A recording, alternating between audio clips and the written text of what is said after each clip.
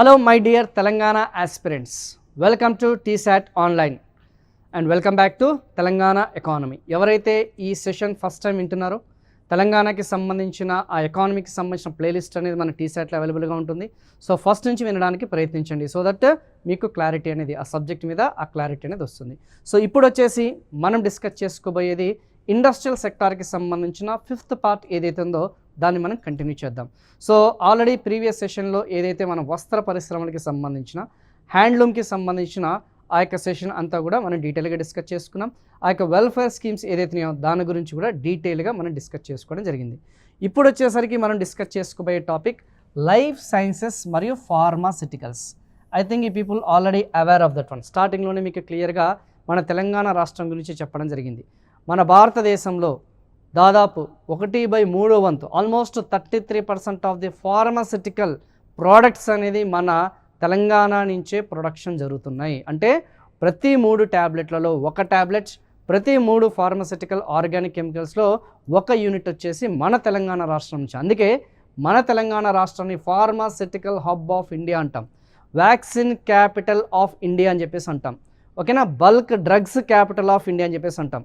ప్రపంచ bulk drugs capital వచ్చేసి India and ఇండియాకి సంబంధించిన బల్క్ డ్రగ్ క్యాపిటల్ వచ్చేసి తెలంగాణ. అలా వ్యాక్సిన్ క్యాపిటల్ ఇంకా రకరకాలుగా వ్యాక్సిన్కి సంబంధించిన కానీ ఫార్మాసిటికల్కి సంబంధించిన ఏదైనా సరే ఖచ్చితంగా మీకు హైదరాబాద్ అనేది గుర్తుకు రావాలి.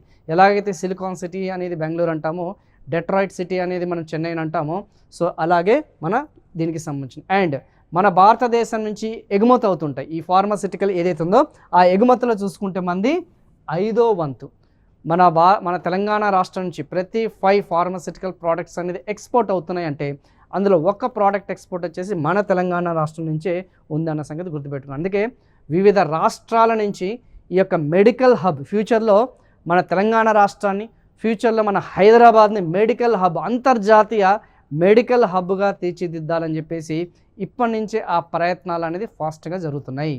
సో ఇది కొంచెం గుర్తుపెట్టుకు, ఎందుకంటే ప్రపంచంలో ఎక్కడా లేని ట్రీట్మెంట్స్, ఓకేనా, యునాని కానీ, లేకపోతే అలోపతి కానీ, లేకపోతే ఆయుర్వేదం కానీ, హోమియోపతి, ఇలా 4 రకాల ట్రీట్మెంట్ కలిగిన ఒకే ఒక్క నగరం ఏదైనా ఉంది అంటే అది మన హైదరాబాద్ నగరం.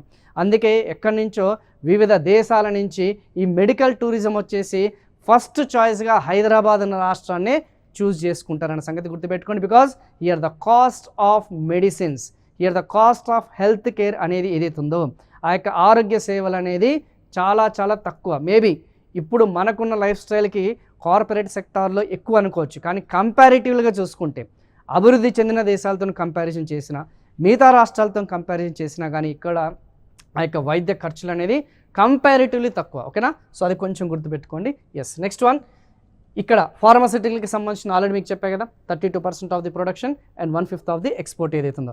సో తెలంగాణ నుండి అతిపెద్ద కమోడిటీ ఎగుమతిగా ఉంది. అంటే మన తెలంగాణ రాష్ట్రంలో కమోడిటీ అంటేనేమో వస్తువులు, కమోడిటీ అంటే సరుకులు, ఓకే, విజిబుల్ ఐటమ్స్ ఏదైతున్నాయో, దృశ్య అంశాలు ఏదైతున్నాయో, ఓకేనా. మరి అతిపెద్ద కమోడిటీ ఇప్పుడు మనకి ఆటోమొబైల్ సెక్టార్ ఉంది, ఎలక్ట్రానిక్ సెక్టార్ ఉంది, ఏరోస్పేస్ ఇంజనీరింగ్కి సంబంధించిన సెక్టార్ ఉంది. ఇలా చాలా రకాల ఏదైతే మనం చెప్పుకున్న గూడ్స్ ఏదైతున్నాయో ఆ యొక్క వస్తువులు ఏదైతున్నాయో అందులో అతిపెద్ద భారతదేశం నుంచి ఎగుమతిదారుడుగా, అతిపెద్ద తెలంగాణ నుంచి ఎగుమతిదారుడుగా ఉన్న ఆ యొక్క సెక్టార్ వచ్చేసి మనకి ఏదుందమ్మా? Yes, it is the pharmaceutical. అది లాస్ట్లో మనకి ఎక్స్పోర్ట్ సెక్టార్ అని ఒకటి ఉంటుంది, అక్కడ మీకు కొంచెం డీటెయిల్గా డిస్కస్ చేద్దాం. చూసే కదా, రాష్ట్రం మొత్తం సరుకుల ఎగుమతుల్లో 32% వాటా దాదాపు 2023-24లో 37,000 crores, అంటే ఇక్కడ రౌండ్ ఫిగర్ చేస్తున్నాను, 37,000 crores యొక్క వర్త్ ఆఫ్ ఆ ఫార్మాసిటికల్స్ ఏదైతున్నాయో ఆ వాల్యూ అనేది మనం ఎగుమతి చేస్తున్నాం అనేది చాలా క్లియర్గా మనకున్న సర్వే ఆధారంగా, డేటా ఆధారంగా మెన్షన్ చేయడం జరిగింది. సో రాష్ట్రం దాదాపు మన తెలంగాణ రాష్ట్రంలో జీనోమ్ వ్యాలీ, ప్రపంచంలోనే అతిపెద్ద R&D రీసెర్చ్ అండ్ డెవలప్మెంట్ ఫార్మాసిటికల్కి సంబంధించిన షామీర్పేట్ శ్యామ్జీ పల్లోంజీ పార్క్ అని చెప్పేసి అంటాం. ఆ యొక్క బయో పార్క్ అనేది కూడా అక్కడ ఫస్ట్ ఫేజ్లో కంప్లీట్ చేయడం జరిగింది. ఆ సెకండ్ ఫేజ్ అనేది ఈ మధ్య కాలంలో రాష్ట్ర ప్రభుత్వం అనేది సెకండ్ ఫేజ్ కంటిన్యూ చేయాలని చెప్పేసి వాళ్ళు నిర్ణయం అనేది తీసుకోవడం జరిగింది.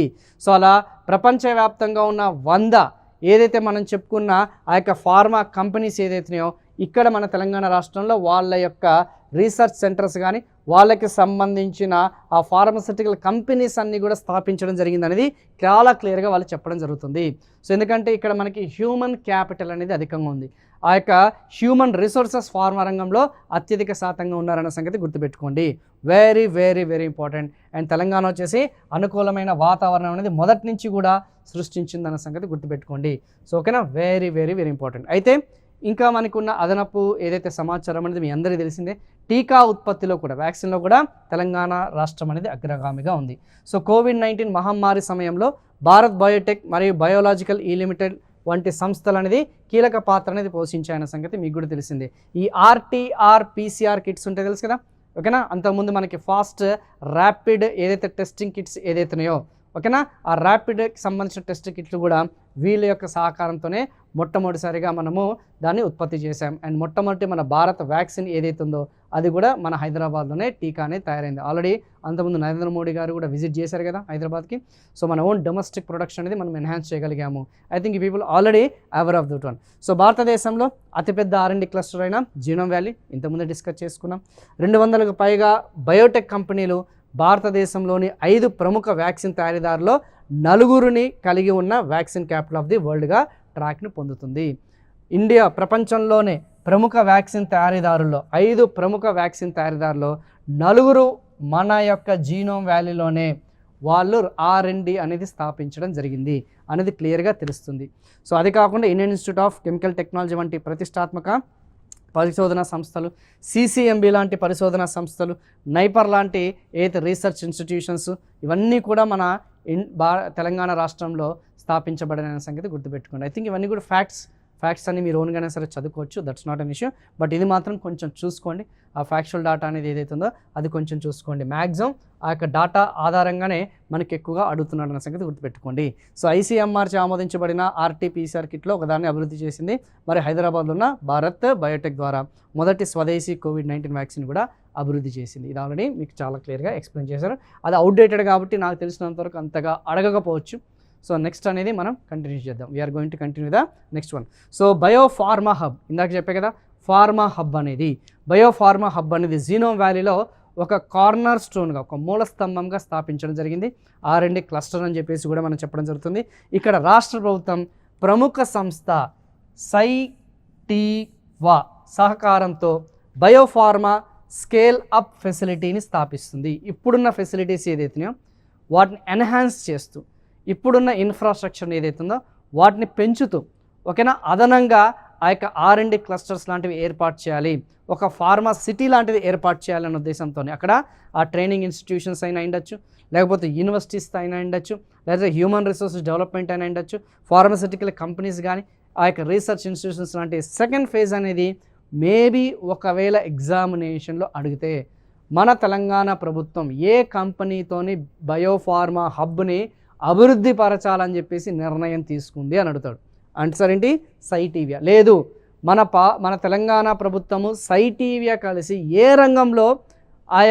రంగంలో అభివృద్ధికి తోడ్పడాలని చెప్పేసి నిర్ణయం తీసుకుంది, ఆటోమొబైల్ సెక్టారా, ఫార్మా సెక్టారా అని కూడా అడిగినా కానీ అప్పుడు కూడా మనకేమొస్తుంది, బయోఫార్మా హబ్ అనేది ఉంటుందన్న సంగతి గుర్తుపెట్టుకోండి. అదనంగా ప్రభుత్వం మరో 2వ దశ జీనోమ్ వ్యాలీ ఏదైతే ఉందో రూపాయలు 2,000 కోట్ల పెట్టుబడితో ఆవిష్కరించింది. చెప్పే కదా స్కేలప్ చేస్తున్నారని. 10 ఫార్మా గ్రామాలను ఏర్పాటు చేసే ప్రణాళికలు కూడా ఉన్నాయి. మొత్తం పెట్టుబడి 1,00,000 కోట్లు అనేది ఆకర్షిస్తామని చెప్పేసి ఒక అంచనా. దాదాపు 5 లక్షల మందికి ఉద్యోగ అవకాశాలు అనేది మనకి అంచనా అనేది వేస్తున్నారు, రిక్రూట్మెంట్ అనేది అంచనా. సో ప్రభుత్వం వచ్చేసి 8,000 కోట్ల పెట్టుబడితోని 2వ దశ అనేది జీనోమ్ వ్యాలీకి సంబంధించిన ఆ నిర్ణయం అనేది తీసుకుంది. 2,000 కోట్లతోని. దీని ద్వారా 2,000 కోట్ల ద్వారా డెవలప్ చేస్తే, సెకండ్ ఫేజ్ ఆఫ్ జీనోమ్ వ్యాలీని డెవలప్ చేస్తే మనకి అదనంగా ఎంతమందికి ఉపాధి కల్పించవచ్చు, 5 లక్షల మందికి ప్రత్యక్షంగా కానీ పరోక్షంగా కల్పించవచ్చు. ఎన్ని పెట్టుబడుల్ని మనం ప్రపంచవ్యాప్తంగా FDIs రూపంలో మనం ఆకర్షించవచ్చు, దాదాపు 1,00,000 కోట్ల అనే సంగతి గుర్తుపెట్టుకోండి. తద్వారా మన యొక్క గ్రోత్ రేట్, GDP, GSDP ఏదైతే ఉందో అది పెరుగుతుంది. నెక్స్ట్ వన్, వైద్య పరికరాలకి సంబంధించిన పార్క్ సుల్తాన్పూర్, సంగారెడ్డి జిల్లా. ఓకే, ఆ సుల్తాన్పూర్ సంగారెడ్డి జిల్లాలో ఏదైతే ఉందో మెడికల్ డివైస్ పార్క్. ఇప్పుడు మీ ఇంట్లో ప్రతి ఒక్కరి ఇంట్లో ఖచ్చితంగా 100% బీపీకి సంబంధించిన మిషన్ కానీ, షుగర్ టెస్ట్కి సంబంధించిన ఆ యొక్క ఎక్విప్మెంట్ అనేది ఏదైతే ఉందో, ఆక్సిమీటర్స్ కానీ, థర్మామీటర్స్, ఒకప్పుడు చూస్తే ఇవన్నీ కూడా ఏదైతే మన రిచ్ క్లాస్ సొసైటీ ఏదైతే ఉందో ఎవరైతే ధనికులు ఎవరైతే ఉన్నారో వాళ్ళ ఇళ్లలోనే ఉండేవి. కానీ ఈ మధ్య కాలంలో చూసుకుంటే ప్రతి ఒక్క మధ్యతరగతి కుటుంబంలో ఈ పరికరాలన్నీ కూడా అతి తక్కువ ధరకే, స్వల్ప ధరకే, అందుబాటు ధరల్లోనే అవి అందుతున్నాయి. దానికి గల కారణం ఏంటో తెలుసా? ఈ యొక్క వైద్య పరికరాలకి సంబంధించిన పార్క్, మెడికల్ డివైజెస్.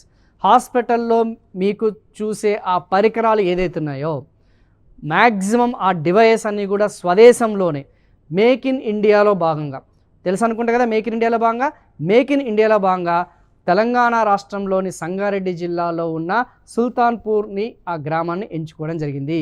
దీన్ని ఒక అభివృద్ధి పార్కుగా అభివృద్ధిపరచడం జరిగింది. సో ఎవరైనా సరే మెడికల్ డివైజెస్కి సంబంధించిన ఎక్విప్మెంట్ అనేది ప్రొడక్షన్ చేయాలన్నా, ఆ ప్లాస్టిక్ మెటీరియల్స్ అనేది ఎవరైనా తయారు చేయాలన్నా వాళ్ళ యొక్క డెస్టినేషన్ గమ్యస్థానం వచ్చేసి సుల్తాన్పూర్. ఓకేనా? సో ఈరోజు మీకు దానివల్ల మనకున్న లాభం ఏంటి? స్థానికంగా ఉపాధి అవకాశాలు అనేది పెరుగుతాయి. నెంబర్ 1, దానివల్ల దిగుమతులు అనేది తగ్గుతాయి. ఇంతకుముందు ఆక్సిమీటర్ వచ్చేసి ఒక 500 రూపాయలు ఉందనుకుంటే ఖచ్చితంగా ఇంపోర్ట్ డ్యూటీ, కస్టమ్స్ డ్యూటీ అంటాం, ఒక 100 రూపాయలు వేస్తాడు, 600 అవుతుంది. ఇప్పుడు దానికి ఇంకా ట్యాక్స్, మళ్ళీ తర్వాత జిఎస్టీ ఇవన్నీ ఆడేసరికి మనకి 700 రూపాయలు, 800 రూపాయలు. కానీ ఇప్పుడు మనకి స్థానికంగా మనమే ఉత్పత్తి చేస్తే ఆటోమేటిక్గా మనకి కాస్ట్ ఆఫ్ ఏదైతే ప్రోడక్ట్ అనేది ఏమవుతుంది? తగ్గుతుంది. అలా స్వదేశీ పరిజ్ఞానంతో ఈ పార్క్ని డెవలప్ చేశారు. మెడికల్ డివైజెస్ పార్క్ అనేది భారతదేశంలోనే అతిపెద్ద కేంద్రంగా నిలుస్తుందన్న సంగతి గుర్తుపెట్టుకోండి. ఓకేనా? సో ఈ మార్గదర్శకత ప్రాజెక్టులో 55 కంటే ఎక్కువ కంపెనీలు తమ R&D మరియు తయారీ యూనిట్లు స్థాపించాయి. తెలుసు అనుకుంటే medical device, ECG, I think ఈ people already aware of the incubators ఏవైతున్నాయో. సో అవన్నీ కూడా చూసుకుంటే చిన్న స్థాయి నుంచి పెద్ద స్థాయి వరకు ఉన్న మెడికల్ డివైస్. నేను చెప్పిన అనేది హౌస్ హోల్డ్కి సంబంధించిన మెడికల్ డివైస్ అమ్మా, అది కాదు. ఇంకా చాలా హైలీ సొఫిస్టికేటెడ్ టెక్నాలజీస్ ఉన్న ఆ యొక్క ఇవి కూడా ఉంటాయి. అవి కూడా మీరు చూసుకోండి. హార్ట్కి సంబంధించింది, బ్రెయిన్కి సంబంధించింది, ఎక్స్రేలకి సంబంధించింది, ఇలా రకరకాలుగా ఉంటాయి. సో వాటికి సంబంధించిన ప్రోడక్ట్స్ అన్ని కూడా మనం ఇక్కడే తయారు చేస్తాం. సో ఈ వ్యూహాత్మక వృద్ధి రంగం దాదాపు 1000 కంటే ఎక్కువగా ఇంజనీరింగ్ ఎస్ఎంఈలు తయారుదారులు. ఓకేనా? దాదాపు 1000 కంటే ఎక్కువ మంది ఇంజనీరింగ్ సప్లిమెంటరీగా ఉన్నాయన్న సంగతి గుర్తుపెట్టుకోండి. ఓకేనా? So next 1, food processing. So మన తెలంగాణ రాష్ట్రంలో అత్యధికంగా ఇండస్ట్రీస్ అనేది, అత్యధికంగా పరిశ్రమలు అనేది ఈ రంగానికి సంబంధించింది. అదేంటి సార్, ఇప్పటివరకు ఫార్మస్యూటికల్ కంపెనీస్ అన్నారు కదంటే అది లార్జ్ స్కేల్ ప్రొడక్షన్. కానీ ఫుడ్ ప్రాసెసింగ్ అంటే మీ అందరికీ తెలిసింది కదా, పర్టికులర్లీ ఈ రైస్ మిల్లులకి సంబంధించింది కానీ, లేదంటే నూనె గానుగా అంటాం, ఓకేనా, ఆయిల్ ప్రాసెసింగ్కి సంబంధించినవి కానీ, షుగర్ కేన్కి సంబంధించిన మిల్స్ కానీ, ఓకే, ఇది కాకుండా హార్టికల్చర్ తెలుసు కదా, ఉద్యానవన పంటలకి సంబంధించినవి, వెజిటేబుల్స్, ఫ్రూట్స్, ఫ్లవర్స్, సుగంధ ద్రవ్యాలు, స్పైసెస్, వాటికి సంబంధించింది. సో ఈ యొక్క ఫుడ్ ప్రాసెసింగ్ ఇండస్ట్రీకి సంబంధించిన ఇంపార్టెన్స్ అనేది ఏంటి, దానికి ఉన్న ప్రాముఖ్యత ఏంటి, దానికి ఉన్న ప్రాధాన్యత ఏంటి? జనరల్గా రైతు తన పండించిన పంట అనేది ఎక్కడ తీసుకెళ్తాడు? Near by regulated market, APMC అంటాం, అగ్రికల్చర్ ప్రొడ్యూస్ మార్కెటింగ్ కమిటీకి వెళ్తాం. గిట్టుబాటు ధరకు దొరకకపోతే, ఓకేనా, సపోజ్ రెమ్యునరేటివ్ ప్రైస్ అనేది అందుకు అందలేదు, తన పెట్టుబడి అనేది వాపస్ అనేది రావట్లేదు, మరి అప్పుడు రైతు పరిస్థితి ఏంది? రైతు ₹1 పెట్టుబడి పెట్టి కిలోకి ఆ యొక్క ఏదో టమాటాకి తనకి 25 పైసలు కూడా వచ్చిన సందర్భాలు కూడా ఉన్నాయి. మరి 75 పైసలు లాస్ అవుతున్నాడా లేదా? మేబీ ఇప్పుడు వచ్చేసి మనకి ఈ టైంలో, నేను చెప్పే టైంలో ఆ ఉల్లిపాయల ధరలు కానీ, లేకపోతే మనం చెప్పుకున్న టమాటా ధరలు 40-50 రూపాయలు ఉండొచ్చు. కానీ ఎప్పుడైతే ప్రొడక్షన్ అనేది, సప్లైస్ అనేది ఎక్కువగా ఉన్నప్పుడు ఆబ్వియస్లీ ఎవరైతే మధ్యవర్తులు అనేది దాన్ని అడ్వాంటేజ్గా తీసుకోవడం జరుగుతుంది. రైతుకి తనకు కావాల్సిన పెట్టుబడి అనేది కూడా రాలేని పరిస్థితి. అదే మనకు ఒక ఫుడ్ ప్రాసెసింగ్ యూనిట్స్ని ఎంకరేజ్ చేస్తే, ఆహార ఏదైతే మనకి చెప్పిన ప్రాసెసింగ్ యూనిట్స్ ఏర్పాటు చేస్తే, ఇప్పుడు టమాటాలే ఉన్నాయి, ఆ టమాటాలు అనేవి ఏదైతే ఉన్నాయో అక్కడ స్థానికంగా ఏదైనా టమాటాలు ఎక్కువగా పండించే రైతుల దగ్గర ఒక టమాటా కెచప్ లాంటి యూనిట్ అనేది పెడితే, లేదు రైతులు ఎవరైతే సహకార రంగంలో రైతులు ఎవరైతే ఆ ఫార్మ్ ప్రొడ్యూస్ ఆర్గనైజేషన్స్ ఎవరైతే ఉన్నారో వాళ్ళే సొంతంగా ఒక చిన్న ఫ్యాక్టరీ మైక్రో లెవెల్లో ఆ యొక్క సూక్ష్మ పరిశ్రమ ఏర్పాటు చేస్తే, సో వాల్యూ అడిషన్ అనేది జరుగుతుందా లేదా, అదనపు విలువ అనేది వస్తుందా లేదా, అలా ఒక 10 మందో 20 మంది రైతులు వచ్చేసి ఒక బృందంగా ఏర్పడి, ఒక గుంపుగా ఏర్పడి వాళ్ళే సొంతంగా ఆ టమాటాలు పండించి ప్రాసెసింగ్ చేస్తే ఆటోమేటిక్గా చిన్న చిన్న ప్యాకింగ్ లాంటి మెటీరియల్స్ ఆ యొక్క క్యాపిటల్ ఇన్వెస్ట్మెంట్ చేస్తే వాళ్ళకి అదనపు విలువ అనేది వస్తుంది. కిలో టమాటా అమ్మడం వేరు, కిలో సాస్ అమ్మడం వేరు. డెఫినెట్గా వాల్యూ అడిషన్ జరుగుతుందన్న సంగతి గుర్తుపెట్టుకోండి. తద్వారా రైతుల యొక్క ఆదాయం అనేది రెట్టింపు అవుతుంది, ఆదాయ భద్రత అనేది, ఆ యొక్క సామాజిక భద్రత అనేది కల్పిస్తుంది. సో ఇప్పుడు నేరుగా మార్కెట్కి వెళ్ళాల్సిన అవసరం లేదు, వీళ్ళతోనే, లేదు అనుకుంటే వీళ్ళతోనే కాంట్రాక్ట్ కుదుర్చుకోవచ్చు, ఒప్పందం అనేది కుదుర్చుకొని నేరుగా డైరెక్ట్గా ఫుడ్ ప్రాసెసింగ్ ఇండస్ట్రీస్కే తను అమ్ముకోవచ్చు. అది దానికి ఉన్న ఇంపార్టెన్స్. అది ఏ రంగంలో అయినా సరే, ఏ ఫామ్ ప్రొడ్యూస్ అయినా సరే, ఏ ఆహార ధాన్యాల ఉత్పత్తి అయినా సరే, ఆహారేతర ధాన్యాల ఉత్పత్తి అయినా సరే, అలా రైతులకి తమ ఉత్పత్తులు అనేది గిట్టుబాటు ధర అందాలంటే ఇలాంటి ఏదైతే మనం చెప్పుకున్న ప్రాసెసింగ్ యూనిట్స్ని ప్రభుత్వం అనేది ఎంకరేజ్ చేస్తుంది. ప్రతి జిల్లాకి ఖచ్చితంగా ఒక ఫుడ్ ప్రాసెసింగ్ యూనిట్ ఉండాలని చెప్పేసి, ప్రతి కాన్స్టిట్యుయెన్సీకి ఒక ఎంఎస్ఎంఈకి సంబంధించిన ఫుడ్ ప్రాసెసింగ్ ఉండాలని చెప్పేసి నిర్ణయం అని తీసుకోవడం జరిగింది. సో దట్ ఆ యొక్క నష్టం అనేది, ఓకేనా, వేస్ట్ అనేది ఏదైతే ఉందో అది నివారించవచ్చు అన్న సంగతి గుర్తుపెట్టుకోండి, ఓకేనా. సో ముఖ్యంగా సంగారెడ్డి జిల్లా జహీరాబాద్ తాలూకాలో అతిపెద్ద ఐస్ క్రీమ్ తయారీ యూనిట్ ఏదైతే ఉందో హట్సన్ వెంచర్ కార్యకలాపాలు నిర్వహిస్తుంది. హట్సన్ గురించి మీకు ప్రత్యేకంగా చెప్పాల్సిన అవసరం లేదు. ఈ మధ్య టీవీ అడ్వర్టైజ్మెంట్స్లో ఎక్కువనే వస్తున్నాయి. ఆ టీవీ అడ్వర్టైజ్మెంట్స్లో హట్సన్ కూడా ఒకటే. సో జహీరాబాద్ ఏదైతే ఉందో తాలూకాలో హట్సన్ వాళ్ళు ఆ యొక్క మిల్క్ ఏదైతే కర్డ్కి సంబంధించిన ప్లాంట్ అనేది, ఐస్ క్రీమ్కి సంబంధించిన ఆ ప్లాంట్ అనేది కూడా అక్కడ ఏర్పాటు చేశారు. ఇవన్నీ కూడా ఫుడ్ ప్రాసెసింగ్, రకరకాల ఫ్లేవర్స్ ఉంటాయి కదా, ఆ ఫ్లేవర్స్ని యూజ్ చేసి సో ఫైనల్గా వాల్యూ అడిషన్ చేస్తున్నారు. తద్వారా స్థానికంగా ఉన్న ఆ యొక్క పాడి రైతులు ఎవరైతే ఉన్నారో ఆ పాడి రైతులు ఎవరైతున్నారో ఖచ్చితంగా వాళ్ళకి ఆదాయం అనేది రెట్టింపు అనేది వస్తుంది. సో తెలంగాణలో ఫుడ్ పార్కుల ఏర్పాటుకు ప్రోత్సాహాలు పెంచడం ద్వారా మరిన్ని ప్రైవేట్ పెట్టుబడులు ఆకర్షించాలని రాష్ట్ర ప్రభుత్వం లక్ష్యంగా పెట్టుకుంది. ఎస్పెషల్లీ చెప్పే కదమ్మా మీకు ఎంఎస్ఎంఈ పార్క్స్, పర్టికులర్ మీరు దేని మీద ఫోకస్ చేయాలి, ఎంఎస్ఎంఈ పార్క్స్ ఏదైతుందో వాటి మీద ఎక్కువగా ఫోకస్ చేయండి. And I think already life స్టాక్లో మీకు పశుగణన గురించి చెప్పినట్టును కదా క్లియర్గా. తెలంగాణ వ్యవసాయ రంగం పశువుల, పౌల్ట్రీ మరియు ఆయిల్ ఫామ్ ఉత్పత్తుల పాటు పటిష్టమైన పురోగమన పదంలో ఉంది. సో పసుపు మరియు తీపి నిమ్మకాయ, బత్తాయి అంటాం కదమ్మా, నారింజ. సో రాష్ట్రం దేశంలోనే అగ్రస్థానంలో ఉంది. మేబీ మ్యాచ్ ద ఫాలోయింగ్ లాంటి ఎగ్జామినేషన్లు చూసుకుంటే పసుపు నిజామాబాద్ ఫస్ట్ ప్రొడక్షన్, ఇండియాలోనే అత్యధికంగా పసుపుని, టర్మరిక్ని ప్రొడ్యూస్ చేస్తున్న రాష్ట్రం వచ్చేసి మన తెలంగాణ రాష్ట్రం. అండ్ మిర్చి పరంగా చూసుకుంటే సెకండ్ ప్లేస్లో ఉన్నాం. అండ్ ఏదైతే మనం చెప్పుకున్న బత్తాయి ఏదైతే ఉందో నల్గొండ, ఇది వచ్చేసి నిజామాబాద్, అది నల్గొండలో అత్యధికంగా మనకి ఈ యొక్క లెమన్స్ కానీ లేకపోతే ఆరెంజెస్ ఏదైతున్నాయో అత్యధికంగా ఉత్పత్తి చేస్తున్న సంగతి గుర్తుపెట్టుకోండి. Very very very very very important. ఖచ్చితంగా ఇవన్నీ కూడా ఎగ్జామినేషన్ పాయింట్ ఆఫ్లో గుర్తుపెట్టుకోవడానికి ప్రయత్నించండి. అండ్ ఫుడ్ ప్రాసెసింగ్ యూనిట్ చెప్పే కదా, భారీ స్థాయిలో TGIIC Telangana industrial investment corporation గురించి మనం ప్రీవియస్ సెషన్లో మనం చెప్పుకున్నాం. ఐ థింక్ థర్డ్ సెషన్లో చాలా క్లియర్గా మనం చెప్పుకున్నాం. ఏమని, ఈ టీజీఐఐసి ద్వారా స్థానికంగా ఏదైతే ఉన్నాయో వాటిని మనం అభివృద్ధి పరుస్తాము అని చెప్పేసి, ఓకేనా. సో సంగారెడ్డి జిల్లాలో జహీరాబాద్ టీజీఐఐసికి సంబంధించిన ఇండస్ట్రియల్ ఏరియా ఉంది. ఎవరైనా సరే ఆసక్తి కల వాళ్ళు, ఇంట్రెస్ట్ ఉన్న పారిశ్రామికవేత్తలు, ఫుడ్ ప్రాసెసింగ్ ఇండస్ట్రీలో ఎవరైతే ఇంట్రెస్ట్ చూపిస్తారో సో స్థానికంగా అక్కడ దొరికే ఆ యొక్క రా మెటీరియల్స్, ఆ ఫుడ్ క్రాప్స్ ఏదైతున్నాయో, ఆ ఫామ్ ప్రొడ్యూస్ ఏదైతుందో దాని ఆధారంగా వాళ్ళు ఫైనల్ ప్రోడక్ట్స్ అనేది తయారు చేసుకోవడం జరుగుతుంది. అలా ఇండస్ట్రియల్ పార్క్ని డెవలప్ చేస్తున్నారు.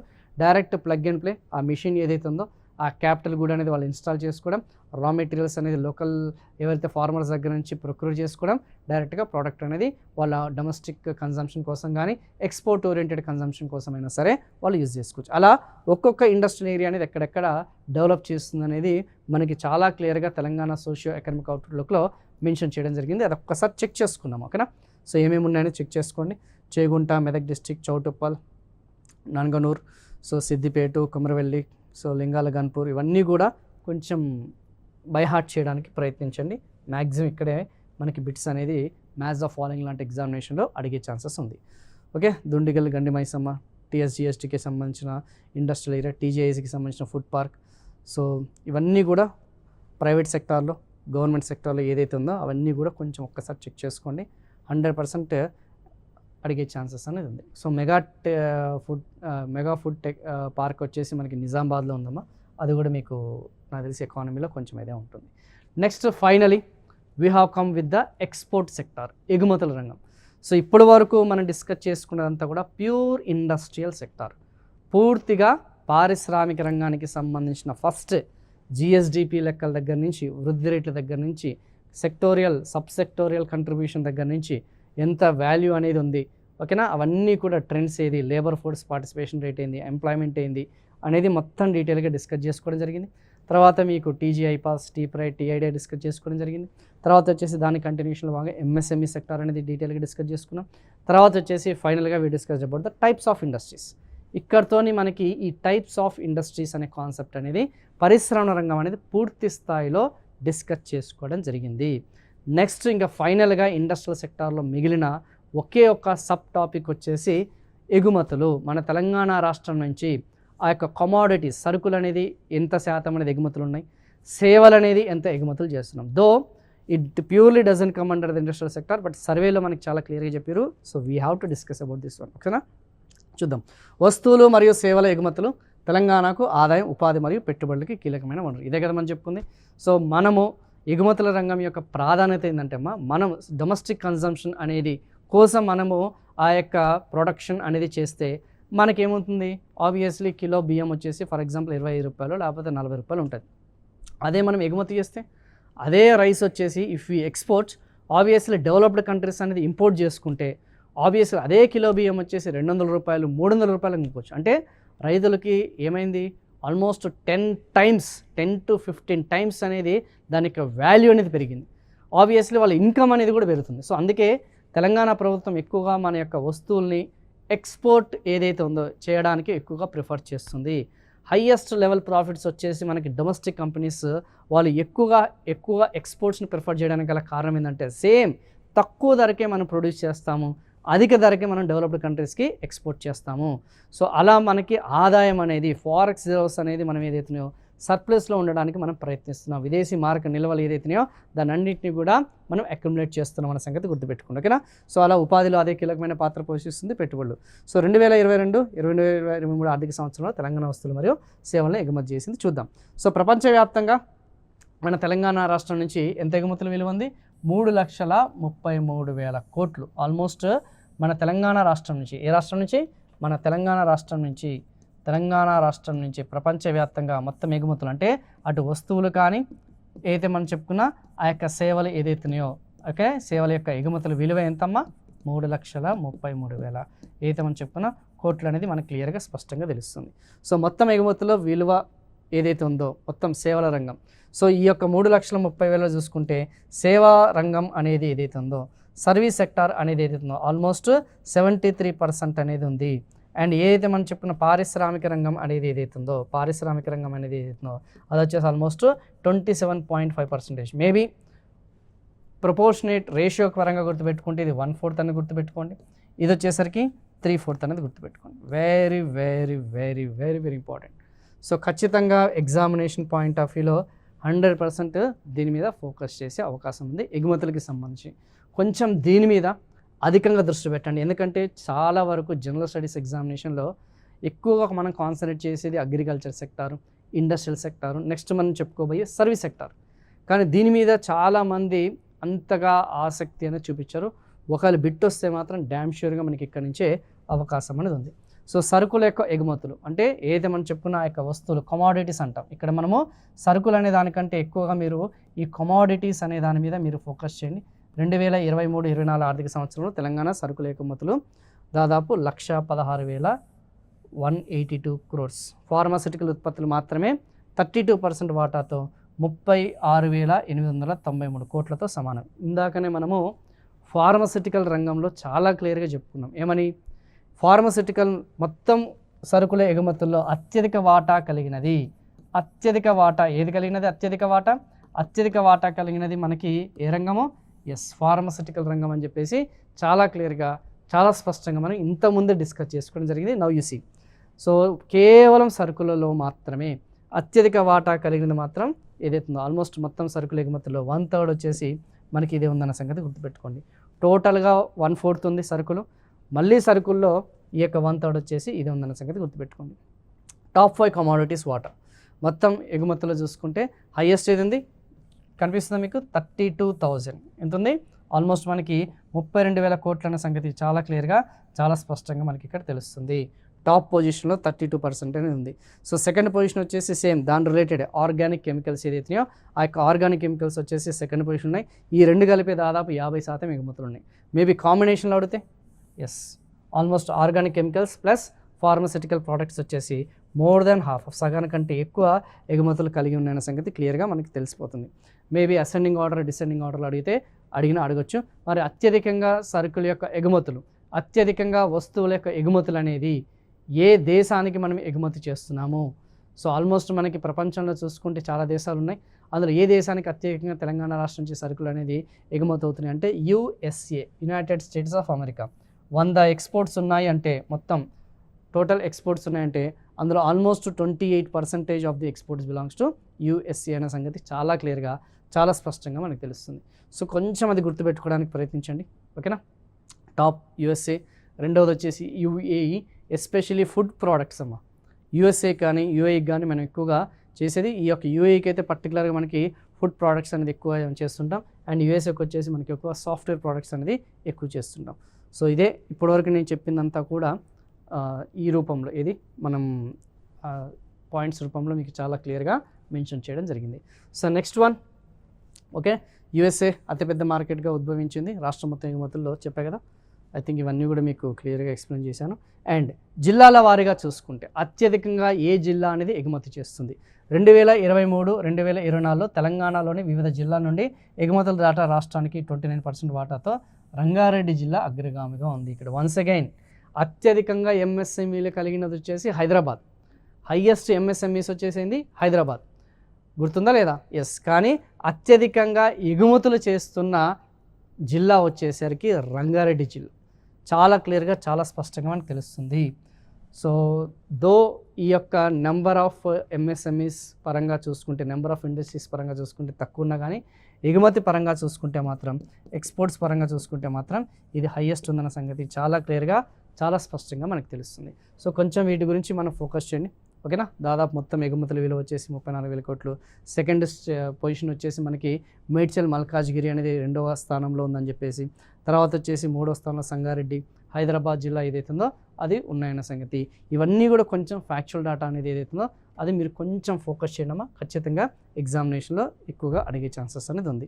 సో ఈ పంపిణీ, ఎస్. నెక్స్ట్ వన్ వచ్చేసి మనకి ఇండస్ట్రియల్ డిస్ట్రిబ్యూషన్ అనేది ఏదైతుందో, పరిశ్రమలకి సంబంధించిన పంపిణీ అనేది అత్యధికంగా ఎక్కడ ఏ ప్రాంతంలో కేంద్రీకృతమైనవి, అది కూడా మీకు చాలా చాలా ఇంపార్టెంట్.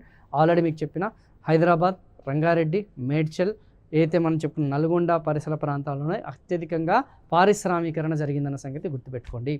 సో అక్కడి నుంచి మనకి రెవెన్యూ జనరేషన్ అనేది అధికంగా ఉందన్న సంగతి గుర్తుపెట్టుకోండి. అక్కడి నుంచే మనకి ఎక్కువగా అధిక స్థాయిలో మనకి ఎంప్లాయ్మెంట్ జనరేషన్ అనేది ఉందన్న సంగతి గుర్తుపెట్టుకోండి. ఎక్కువగా వివిధ జిల్లాల నుంచి ఎక్కువగా మైగ్రేషన్ అనేది ఈ ప్రాంతాలకి ఇన్ మైగ్రేషన్ అంటాం. ఆ ఇన్ మైగ్రేషన్ హైయెస్ట్ వచ్చేసి ఈ యొక్క జిల్లాలకే పరిమితమైందన్న సంగతి గుర్తుపెట్టుకోండి. మిగతాదంతా అంటే పారిశ్రామిక వికేంద్రీకరణ అనేది జరగలేదు, పారిశ్రామిక కేంద్రీకరణ అనేది జరిగింది. సెంట్రలైజేషన్ టెండెన్సీస్ అనేది ఉన్నాయి. సో రాష్ట్రంగా సమతుల్యత అభివృద్ధి అనేది ఇన్ని రోజులు విస్మరించడం జరిగింది. కేవలం కొన్ని ప్రాంతాలకే అభివృద్ధి అనేది మనకి క్లియర్గా కేంద్రీకృతమైన సంగతి ఈ లెక్కల ద్వారా మనకి తెలుస్తుంది. సో మ్యాక్సిమం ఇండస్ట్రియల్ సెక్టార్కి సంబంధించిన ఇన్ఫర్మేషన్ అంతా మీకు ఇచ్చేసిన.